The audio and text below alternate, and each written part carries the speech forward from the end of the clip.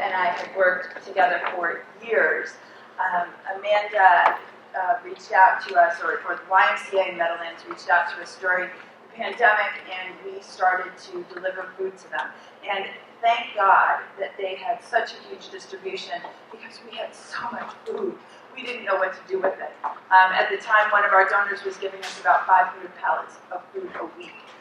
I wish that was still the case, but still, Amanda was able to rescue us. And Keith, the same. Keith pivoted during the pandemic. He started small, and then he went to deliver maybe 2,500, 3,000 families a week, right? Or bags of food. And in Newark, they were actually delivering it to the senior apartments. And so someone from the apartment building would take it into the apartment building and distribute it to all of the apartments. So, and then Jessica, CUMAC, and us, we go way back, way back. It's such a pleasure to finally meet Jessica face to face. But we know Mark when he used to work there, and Laura, and all the staff. I speak to Bert Salino on a monthly basis. I think the staff there is incredible. And Father Tom is brand new to me, so this is such a great panel. I am going to ask them to introduce themselves and then talk about specific programs. Father Tom, being with the college, he of course is going to be speaking about campus hunger, and then they'll just go down the line. So, Father Tom, why don't you kick us off? Well, first off, yeah. It should be working. All right. You got me? Yes. Yeah. Okay. So, a pleasure to be with you. I don't know, has a Felician University representative spoken on any of these panels? Okay. So, I'm happy to join you. I've been in higher education for a number of years, but I'm actually new to Felician. I'm just completing my first year here as the Vice President for Mission Integration. So my role on campus is across academic, student affairs, co-curricular elements, trying to carry our Felician heritage. And I thought it was helpful, as I thought of speaking to you all, just to recognize that there are unique issues that underlie food insecurity in every population. But one that might not often easily be recognized or acknowledged or addressed is college students. And an unusual or important fact that I've come to find in working with the college is that across all colleges and universities, approximately anywhere between 20 and 50% of students at a college or a university at any given time are experiencing food insecurity. So it's actually a higher level than in the population at large, which surprises people because there's an instinctive assumption that folks that are in college, are somehow paying for what are exorbitantly expensive costs for higher education, and are at places with resources at their disposal. Another factor that causes us to miss the opportunity to recognize food insecurity at colleges is misequating or kind of jumbling hunger and food insecurity. And I know you all in your work recognize the importance that we're not just talking about providing any food, but healthy food and things that are environmentally sustainable and nutritious for students to go about their work.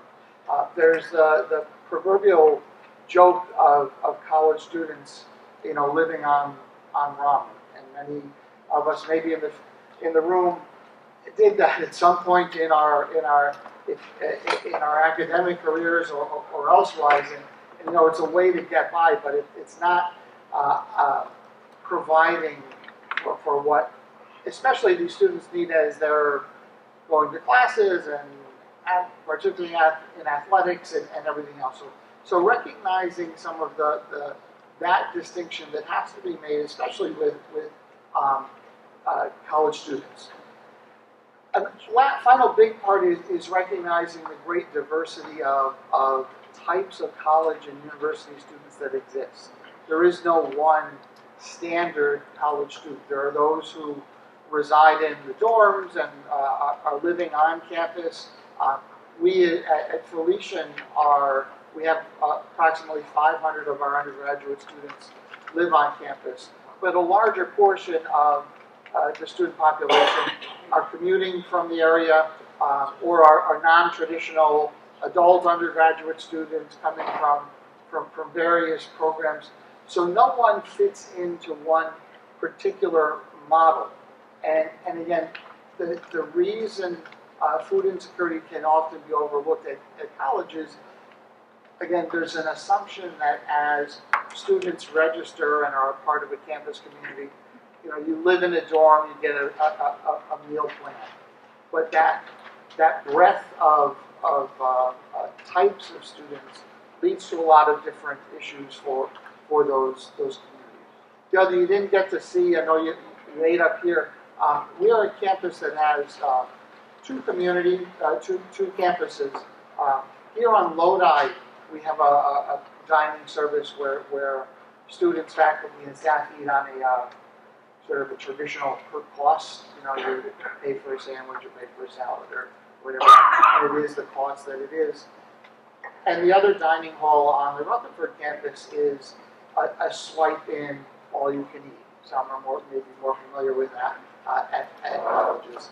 And both provide opportunities but challenges. So a commuter student, for example, very frequently doesn't have a swipe-in meal plan.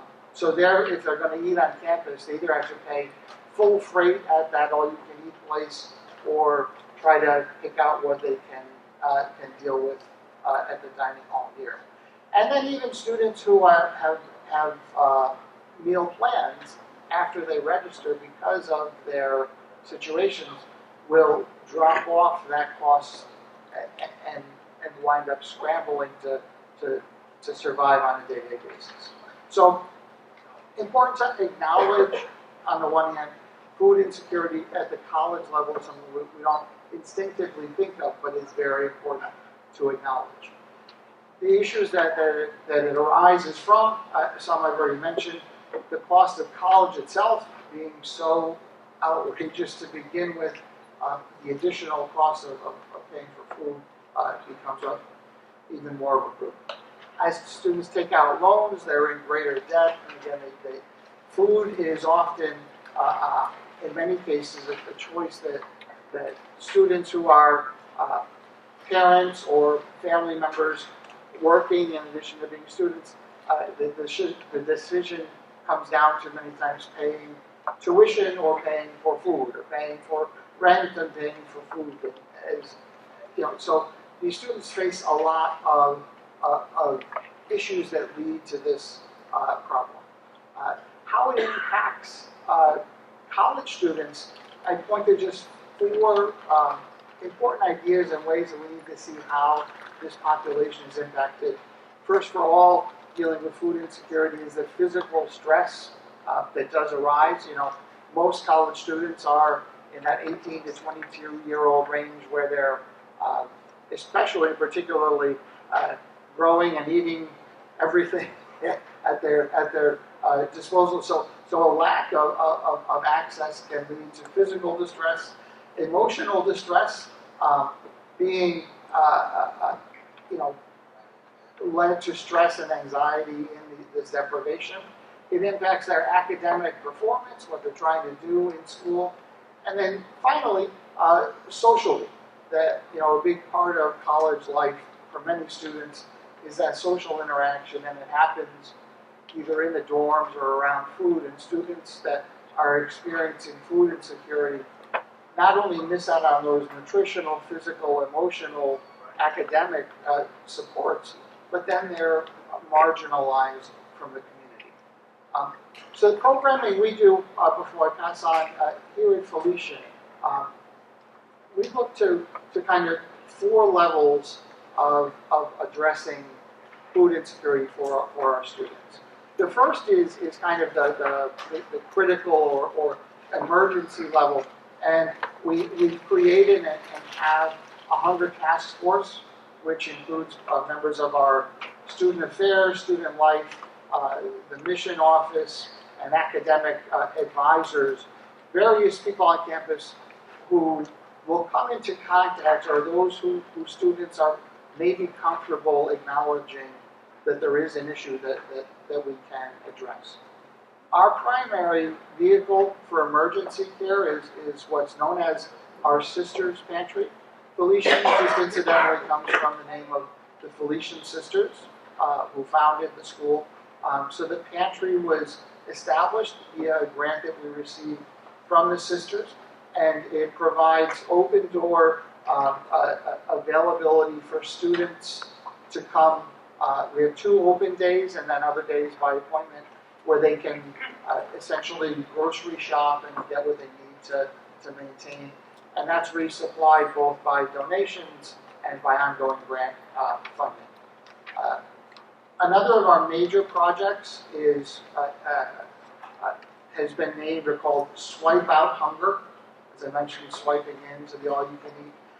We have meal sharing opportunities and ways for community members, faculty and staff, or fellow students who have extra swipes on their meal plans to donate, so that those who are in need can receive a swipe. And then finally, since I've been here, as I said, this is my 1 year, I brought a program that we had great success on another campus. The students, especially in college kids, live on Instagram. So we had this one level of, we knew we needed to reach out via social media. And we host many events on campus, as you had food at this. And the terrible part of working with food services at a university or a similar institution is they're very reluctant to allow you to reuse that food for reasons as I see people not have all encountered. But so we've created and have each year now a hashtag. Because as faculty have events where things like this on campus, we can send out, and students who, again, we're looking for ways to provide food in a way that's not making people feel uncomfortable or hesitant to take the resources that are available. So we can blast out that there was an event in the lecture hall. There's sandwiches and salads available, and within an instant, students appear, get the food. So we've really come to use social media as a primary vehicle for getting that done across campus. Level 2, and these are things you're all familiar with, but just sharing what we do with the kids on campus, is making sure they're aware of programs and resources in the community that many of you do provide. So information sharing and facilitating student knowledge of how to use, utilize, and understand the SNAP program and their access to it. Level 3, we look to community-based support, and we're planning the creation of a community garden in one of our green spaces, part of a collaborative environmental and food support program.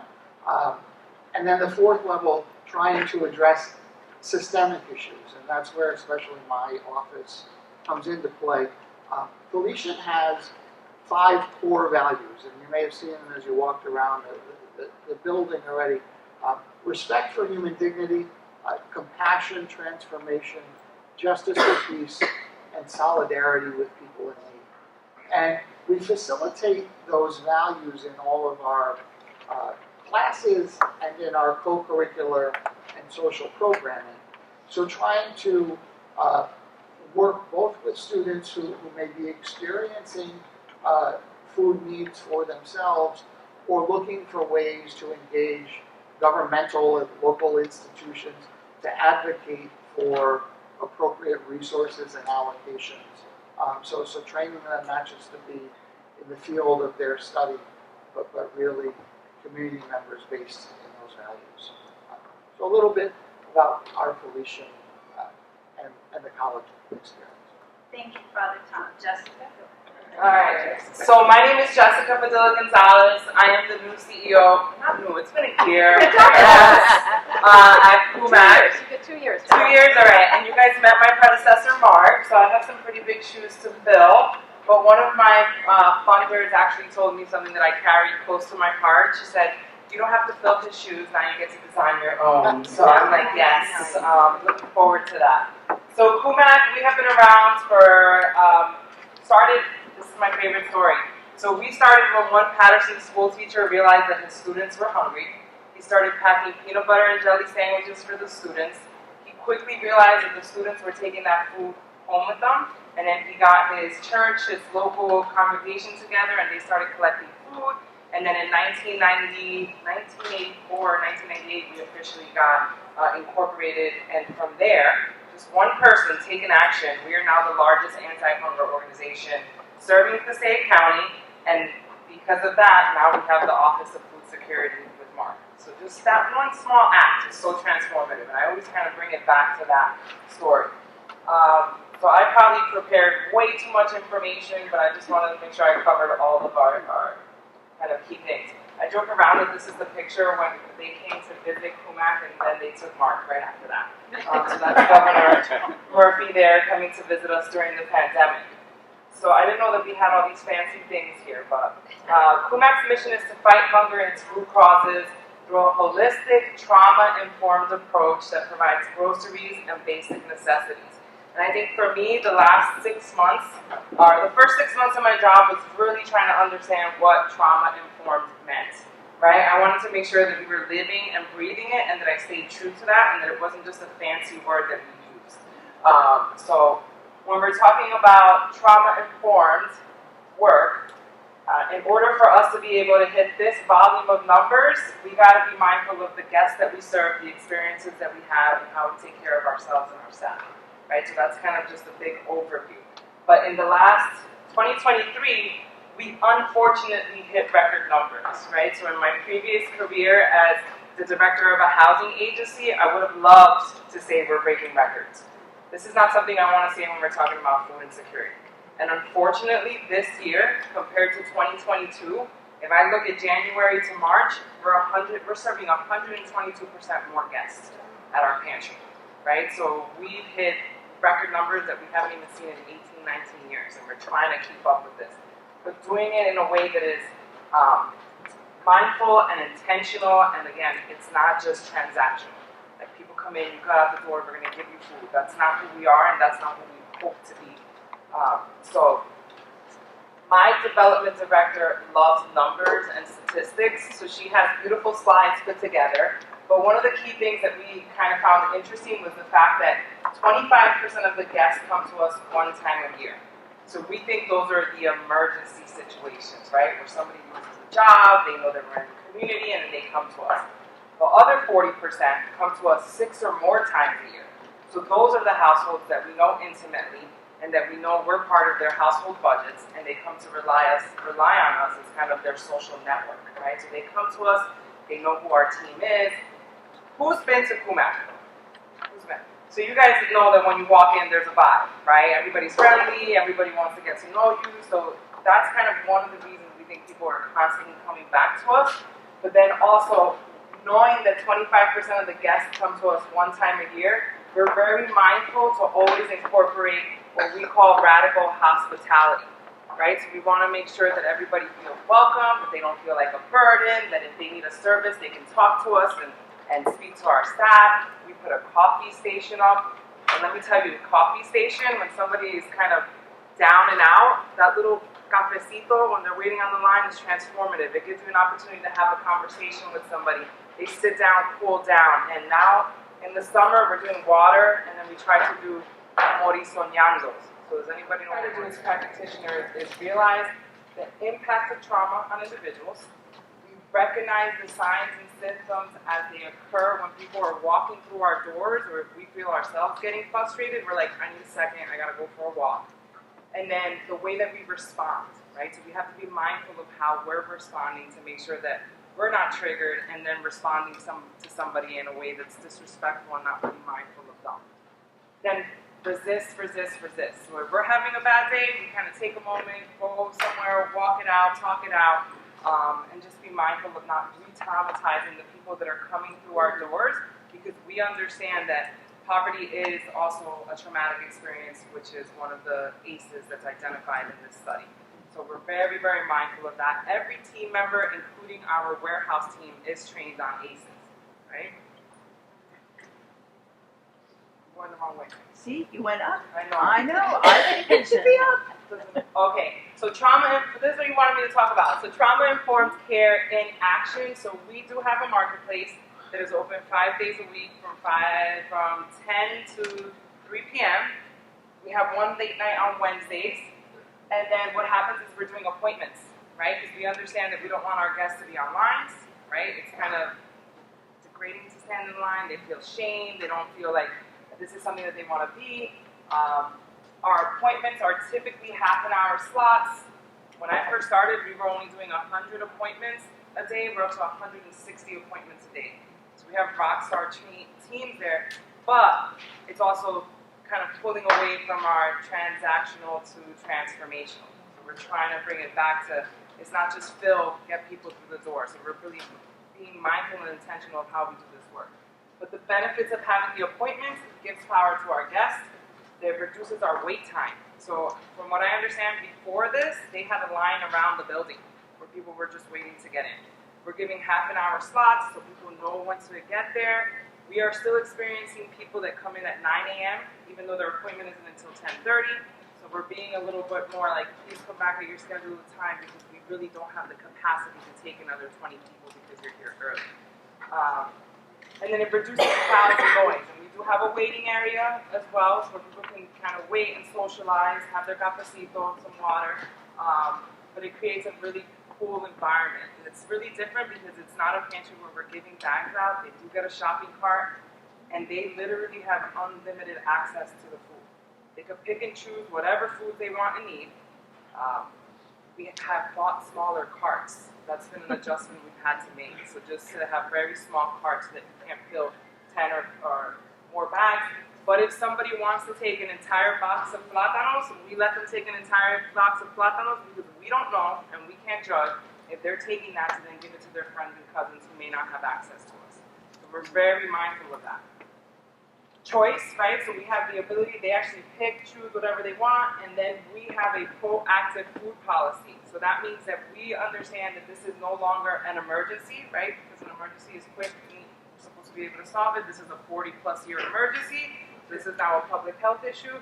So we have decided to put aside a lot of money in our budget to purchase foods that are culturally appropriate, that we know that the demographics of our community are going to use. So we have staple items that we are constantly buying.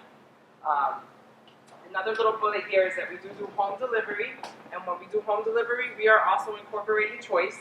So it gives us the opportunity to speak to the individuals who are stuck in their homes or maybe going through treatment and don't have access to us. We call them every single day and just say, hey, what do you need, what do you want? And then we deliver boxes that are based on what they have asked for. And it gives us an opportunity to check in on them as well.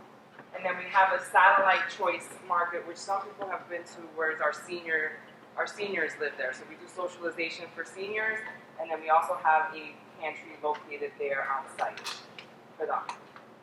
So this is kind of my favorite slide. So we offer not only choice, but we have the comprehensive wraparound services, right? So we want to make sure that we are getting to know our guests, and what that does is that it increases the trust. But here are all the services that we have. We have a benefits enrollment center, and then in red is kind of the root cause that we're addressing.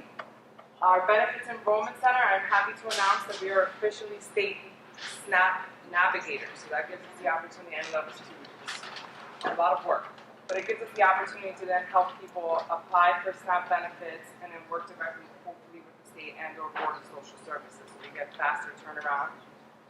We have Freedom Village. Again, we're addressing isolation, so the seniors are by themselves.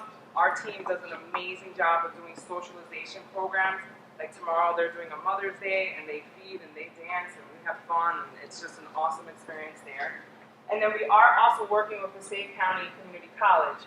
And what we have there is an MOU with their wellness center where we have somebody go to the college, talk about ACEs, talk about food insecurity, and then have those students go with one of our team members to shop at the market.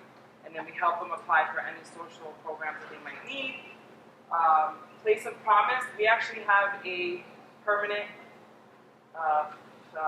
housing for disabled homeless individuals. So we have 11 beds that we also work with them on all the other aspects, and then case management is the big one.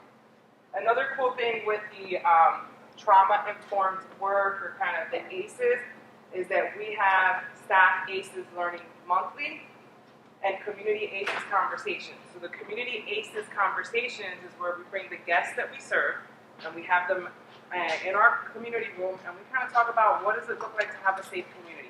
What are the things that you need for yourself? What is missing in this community that we can help you have access to?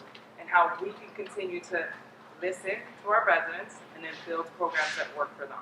I am super big on cross-sector collaboration, so I am constantly looking for people to partner with us that we can kind of meet these needs, because there's no way for us to do this work alone, right? So we got to kind of reach across and say, hey, you're good at doing this service, come and work with me, and let's see how we can help this individual, this community reach this certain goal. The ACEs conversations with our staff, again, we're mindful of their lived experience, because something that Mark incorporated before I started is about 70% of our staff is from Patterson or Passaic. So they actually, one of the managers I have was somebody who was on our line 4 years ago. So she has lived experience of what this looks like, and now she helps us design all of our programs as well. With the ACEs, we talk about what does it look like for self-care, right? Are you taking care of yourself? We also have an awesome kind of benefits program. So every first Friday, we give our staff off. So it's called Wellness Fridays. And then in the summer, every Friday in July, they're off. Just so that they can take care of themselves. Because it's a lot of trauma for them as well, right? When they're seeing this over and over. So you got to take care of your own, because we're doing a heavy lift at the end of the day with our staff.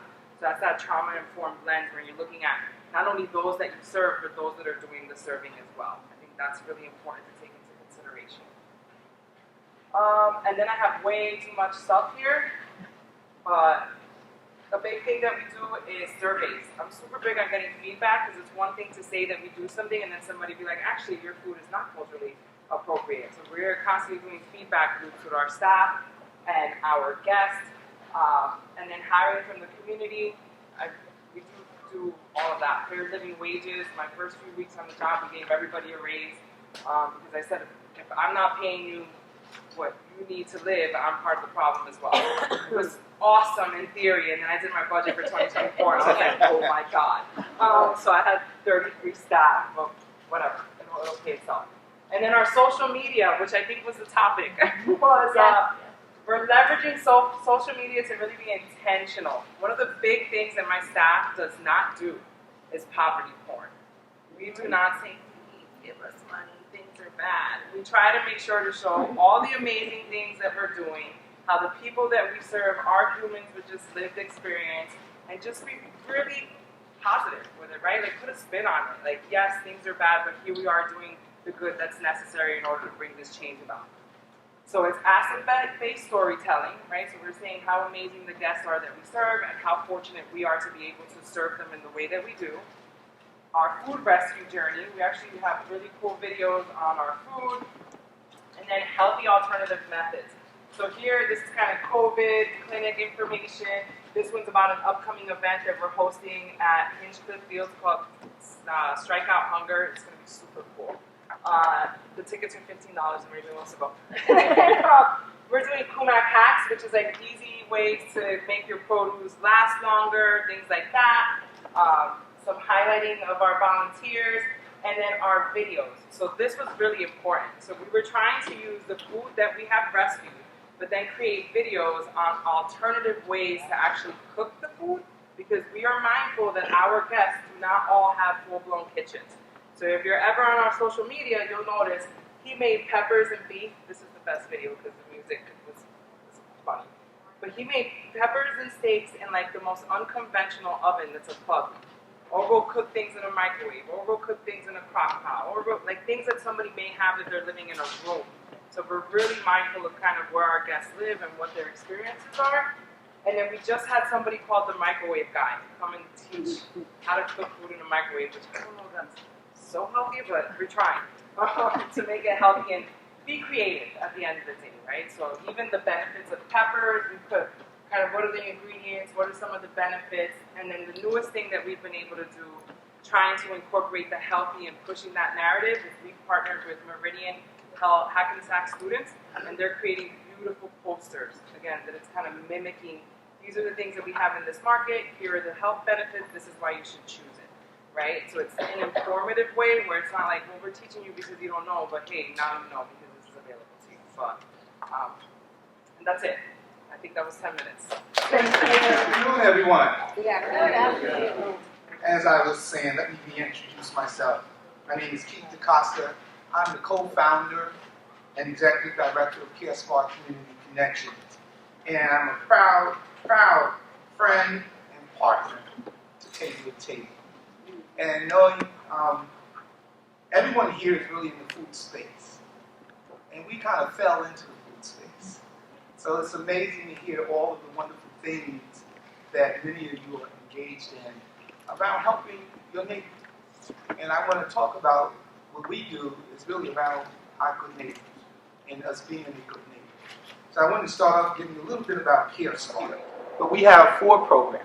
We have a statewide Sustainable Health and Wellness Festival that we launch every fall. It's the first festival of its kind in the state that is geared to address health equity for Black and brown communities. And it's a one-day intergenerational festival that we host in Newark, New Brunswick, and Atlantic City. And so those who might be interested in being a partner with us, I will share information about the festival. Our other programs is 2 programs that we launched in partnership with Table to Table. And, you know, to see Eileen here and to, you know, Julie, to talk about having we had a conversation about increasing access to fresh produce to our senior population. Not necessarily just about food insecurity. It was about increasing the amount of fresh produce that our community and our seniors consume so they can get the short-term and long-term benefits of increasing the amount of fresh produce. We know that fresh produce is a barrier, and it's been a barrier in communities of color, urban communities, having access, cost. There's a lot of different factors that contribute to those barriers. And so what we wanted to do was to make it simple. We wanted to also address it from a holistic approach. My background is healthcare. I've been in the healthcare industry as an owner and leader for over 37 years. I owned and operated a home healthcare firm.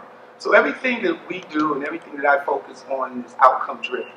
And so when I say outcome driven, evidence-based models, I love that you said trauma informed, because all programs, in my opinion, should be trauma informed. You don't know what your neighbor is going through, and don't assume. So the first program that we launched in Newark was the free fresh produce market for seniors and families. Julie is smiling because we all smiling. I was just looking at the pictures when we launched it 5 years ago, right before COVID. We launched this program in the subsidized senior buildings. We're in several senior buildings within the city of Newark. We chose to partner with organizations and private developers opposed to dealing with the housing authority and some of those larger government grant entities. We found as a palette it was better to start at that level. So the program is simply, we have a conversation. I don't believe in using the term always educating. I believe that when we're in our community, we should be having a conversation with our neighbors. So we designed a model that really factored a conversation in. So what we do, we go to these various buildings. We're in a building twice a week. We have the fresh produce delivered through table to table. But the food is important, and the food is great. But again, I look at a holistic approach coming from healthcare. So we're looking at health equity. Food is part of that health equity. And so we convene community partners, community resources. We have a clinical affiliation agreement with Rutgers School of Nursing We have an affiliation agreement with the medical school. We have a partnership with Vern Williams, and who represents the Mental Health Association in New Jersey. We look at all of these other factors and all of these other issues, so we convene all of these particular providers together. We also provide various screenings, whether you talk about diabetes, doing glucose, talking about hypertension, and to be able to educate our community on how to manage these chronic diseases and how to also prevent these chronic diseases. And so the program is that day of a conversation. So we have our providers come up and they just have this conversation. We provide coffee, food, continental breakfast, and like I said, it's in these buildings. So our seniors don't have to do anything but get on the elevator. The only thing I ask them is that put on a robe, make sure you have it closed throughout the session. No flashing. But it's the convenience of them coming straight downstairs. We also recognize black and brown communities. So we know we have a large number of seniors who are living together maybe for the first time in terms of this, in this building, this community. So we create and celebrate that community. That's why we say good neighbors. So each session that we have one of our providers educate, screen, and have a conversation. Every week we're doing the same thing. Now, that's one program. And then they shop. So when all of this is over, the market is set up, we give them our CareSparc bags. It's a game. They should have our bags. They don't have to have the bag, but we tie the bag into some of our giveaways and prizes. But at any rate, they're able to shop in dignity.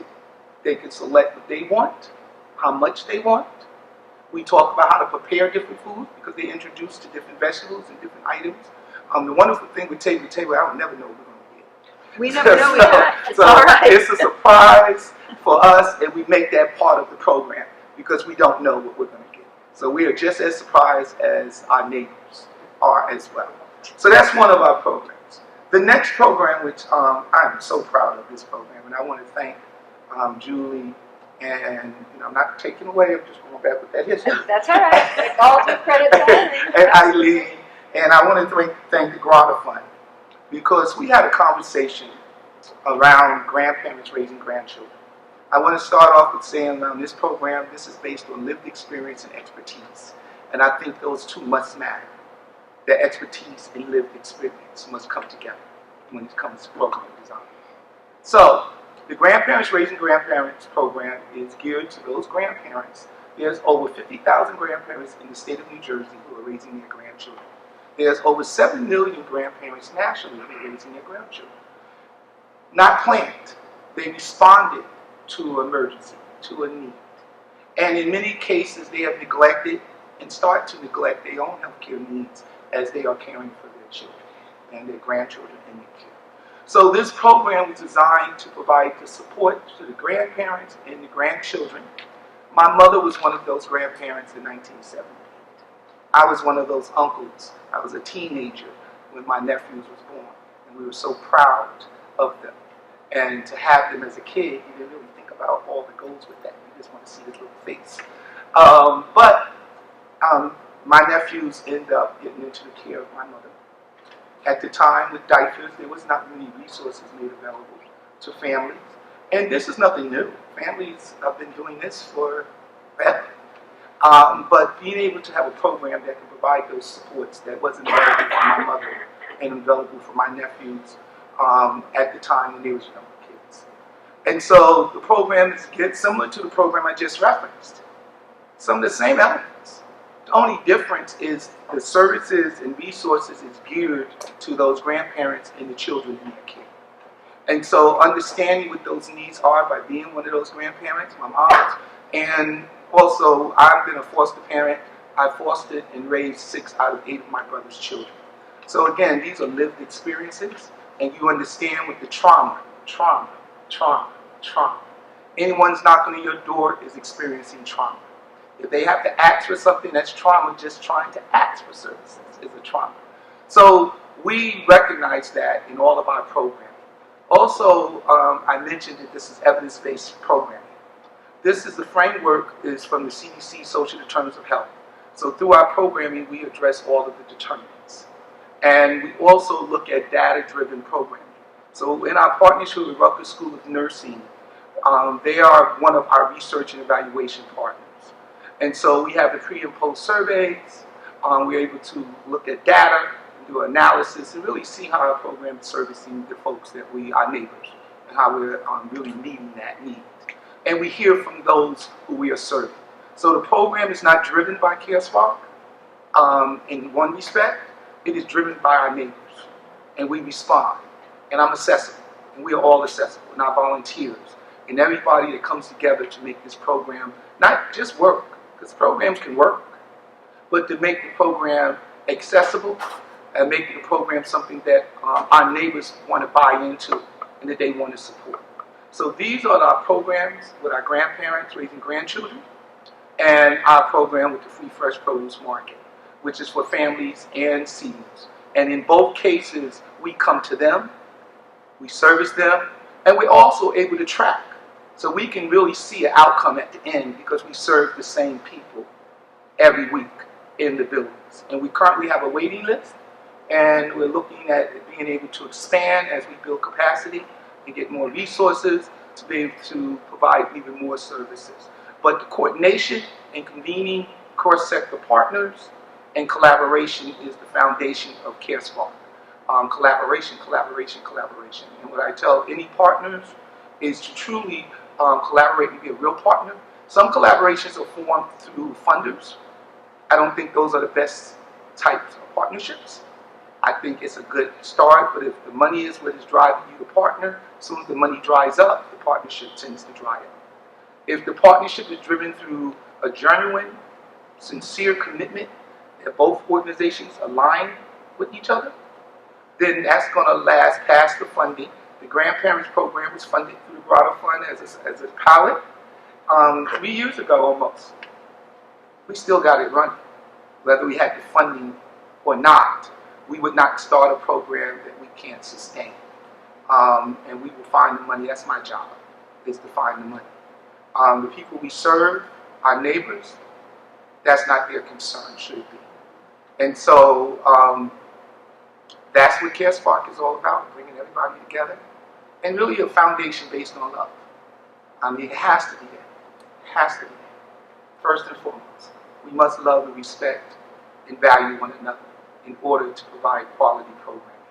And no matter what your situation is, the truth be told, any one of us can find ourselves in that situation any given day. And so we have to be mindful of that, keep that foremost front and center in one's mind when you are talking to somebody and you and they have the courage to tell you what's going on. And it takes courage. And they should be acknowledged for the courage. And you should be a good steward and take that information and help them get to the next step. And so that's what it's all about. And again, if I leave you with anything, again, it's about collaboration, partnership, and real partners and friendships. Because I like to believe that we are truly friends and that we are committed to just making society a little bit better for our neighbor. Thank you. Since then, as I said, we've done 219 of that one-time food emergency. And we service about 400 to 500 cars every single time we do it. When we first started, we knew nothing about the food insecurity problem or how to handle it. We didn't know how much garbage we would end up having and how many more, volunteers we were going to need. We actually, in our first line, had half of our own staff in the line. We furloughed 300 people because of COVID. In our first line, we had 100 of those people in our line for our food. So as you're talking about the trauma, it was very awkward, and having to have that understanding of the staff who got to stay on staff, handing the staff that were furloughed the food they need because they can't afford it and they don't know what's happening. We went and started doing distributions every week, morning and night on Tuesdays for 2 years. we got tired. But what we realized was we needed more than just food, which so many people have talked about today, that it's more than just handing them and being transactional and handing them a box of food and every family getting the same thing. So 2 years later, in January of 2022, we opened our pantry. We had about 100 families when we started, and we were not a choice model. We set up boxes for them ahead of time. They would pull up, and we would hand it outside a pre-made bag that they would be able to take home with all shelf-stable items.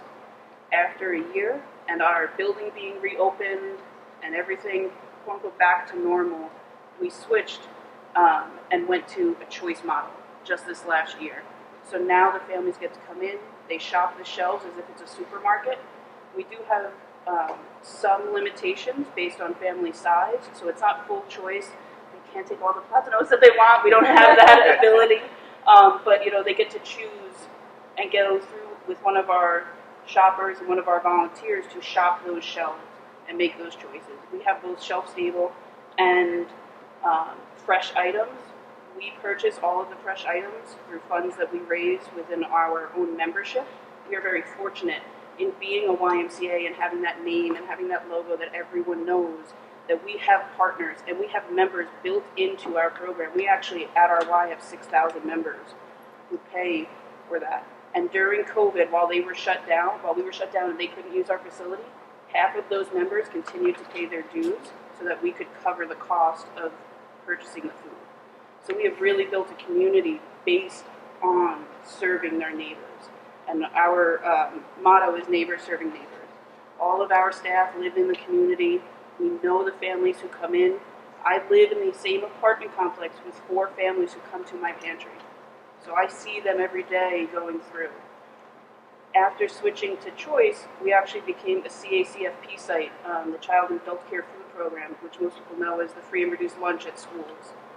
So we actually serve 200 students every day after school supper and a snack at no charge to them.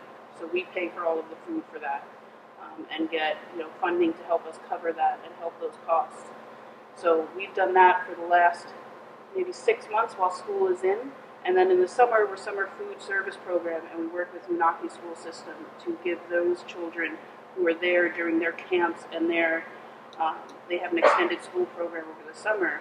So again, it's another 200 kids every day get breakfast, lunch, and a snack at no cost to them or their families. After that, we said that wasn't enough, so we have to adapt and evolve and figure out what else we can do. So we also just became SNAP navigators. We started in January, and by we, I mean me. We are all volunteers. Our entire program is run by volunteers. So we have 130 volunteers at any given time who come and support that program through whether it's our pantry, our distribution, assisting with making the SNAP Navigator appointments. And what's so great about SNAP Navigator is they come, I wish I had more hours in my own day because they have to wait for an appointment for me, but when they can get that, these are families who don't realize that they are eligible. I think it's a crazy stat, the last I checked, that 60% of the families in New Jersey don't realize they are eligible for SNAP. So it's having that conversation and going out and letting them know that, beating the stigma of what it is and that they have those options and what those options are for them. And I sit down and we are able to actually assist them in fulfilling that application. Because, if you have to go to the county office to fill out a piece of paper, you don't know the language, there's no one there to help you, their offices are even harder to get a hold of than I am. It's so difficult for them, and we ease that through this program. We've only been doing it for 3 months, but we're getting there. And I think the biggest part for all of these, and as everyone's spoken about, is adapting as new changes come and being ready to make those changes. Our staff our volunteers have talked that the Y doesn't do things right, they do it twice, because we have to make changes. You always have to change, you always have to evolve. There's no one right way to do anything. And, we've seen that, as many of you I know in the room have come and seen our distributions or come or seen our pantry, and we go and visit theirs. because there's no two pantries, no two distributions that look alike or can respond in the same way, and no two communities who have the same exact needs. So you have to be able to respond to what your community needs. And I'm just so grateful to have so many people in the room and who are here and making this fight and making these partnerships that we have. I mean, table to table, you've been at 218 of our distributions. You guys weren't there for the first one, but it's okay. Yeah. I was there for the one with Tommy DeVito. Yes. We are very, if you don't know any Giants fans, we are the reason he's chicken cutlets. He was at our facility and talked about his mom's chicken cutlets. That was at our food distribution. So we're making a little plaque for him. He doesn't know that, but we're going to have it. But it's so, these partnerships are so important, and many of our groups have grown out of each other and with each other. And I think this is what we really need. And rather than being siloed and I'm going to do it my way and figure it out and help my people, the more partnerships and the more we build and the more we grow through the Bergen County Task Force, the Hudson County Task Force, the Passaic County, that's just so important and so essential to actually making a difference in this fight. Thank you. I really can't